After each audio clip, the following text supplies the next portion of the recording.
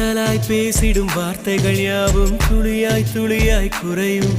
மௌனம் பேசிடும் பாஷைகள் மட்டும் புரிந்திடுமே. தானாய் எந்தன் கால்கள் இரண்டும் முந்தன் திசையில் நடக்கும். தூரம் நேரம் காலம் எல்லாம் சுருங்கிடுமே. இந்த காதல் வந்து விட்டால் நம் தேகம் மிதந்திடுமே. விண்ணோடும் முகிலோடும்